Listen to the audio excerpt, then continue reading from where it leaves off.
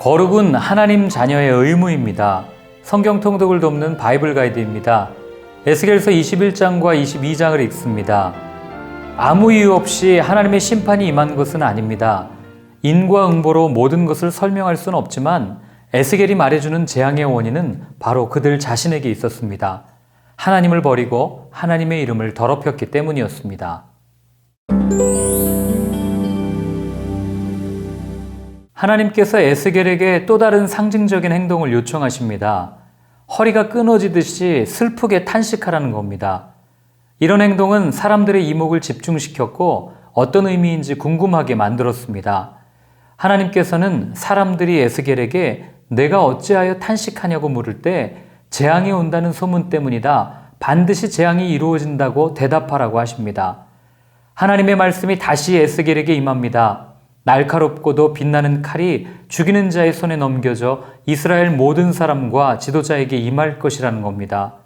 심판을 상징하는 칼을 모든 사람이 볼 수 있도록 성문을 향해 세워놓으시고 대열을 맞추어 행군할 때 하나님께서는 손뼉을 치며 분노를 풀겠다고 하십니다. 더구나 심판을 행하는 바벨론 왕이 잘 올 수 있도록 표지판을 만들라고 하시므로 예루살렘 사람들이 죄로 인해 심판을 받게 될 것을 강조하십니다. 27절에서는 아바, 엎드려 드린다라는 단어를 3번 반복해서 심판이 철저하게 이루어질 것을 예언하십니다. 이어 암몬 족속에게도 같은 심판을 내리신다고 하십니다. 아마도 바벨론에게 도움을 주었기 때문이 아닐까 추측합니다.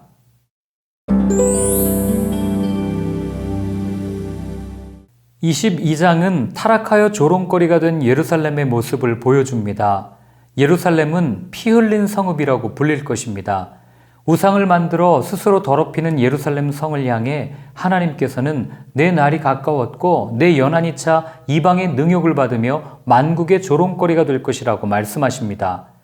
하나님은 그들이 저지른 죄의 목록을 나열하십니다. 먼저 6절 지도자들의 타락, 8절 종교적 타락, 9절 성적 타락, 12절 경제적 타락입니다.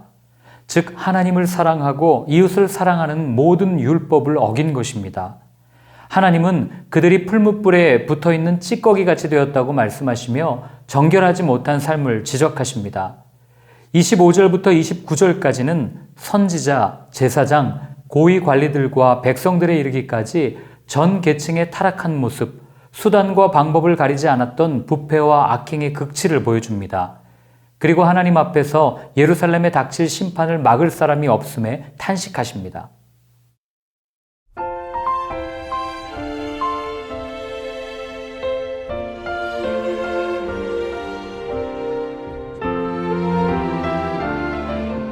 선지서를 읽다 보면 하나님께서 이스라엘에 행할 심판이 다양한 모습으로 묘사되는 것을 봅니다. 멸망시키겠다, 심판하겠다라고 그냥 설명문처럼 담백하게 말씀하시면 될 일을 때로는 노래를 통해, 때로는 비유를 통해 말씀하시는 이유가 무엇일까요? 그것은 어떻게든 사람이 빨리 알아듣게 해서 회개하기를 원하시는 하나님의 마음이 표현되고 있는 겁니다. 이렇게 말하면 알아들을까? 저렇게 표현하면 알지 않을까? 하는 아버지의 마음 말입니다.